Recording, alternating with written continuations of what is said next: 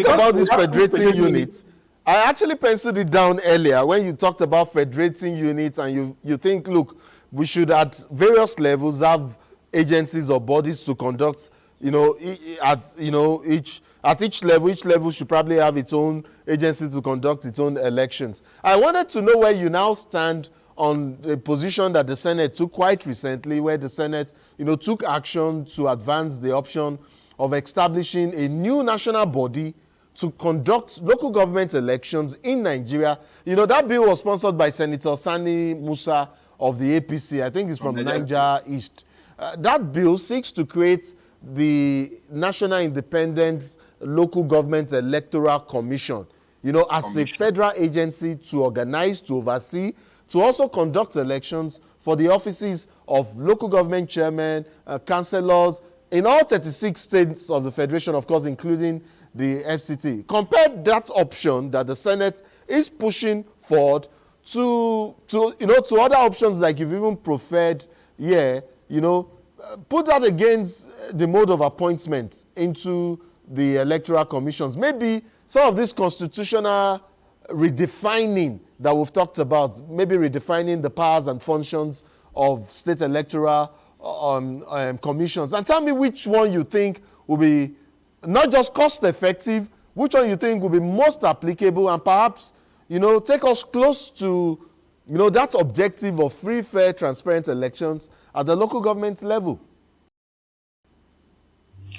Okay, so I love the idea that the Senate is trying to be more proactive in terms of looking at the problems that we've got, in the challenges we're facing, and trying to profile solutions. But they say if you are a carpenter, everything looks like a nail to you. You use a hammer for it, and so it's very, for me, it's a sad reflection of the kind of people we are when we think that laws are the only method of addressing challenges. It's not. If we're truly a federal system where power is devolved right to the community level, it means that we should be thinking of, can we find a way around the challenge? The challenge is that state governors are running amok, both with our finances and our politics at the state level. How do we rein in this band of persons who have taken the laws into their hands and have held us hostage? Because quite frankly, the state governors have held Nigeria hostage. And setting up new laws to do it may not work, because it opens up the leverage that one person can hijack the whole 774 local governments. Because if I as a president want to have my party in the whole 774 local governments, all I have to do is appoint the chairman of the independent local government electoral commission, and I'll give the person a marching order and say, make sure all the elections are favoring my party. Which means we have given that power, we've ceded that power, enormous power, to one single individual.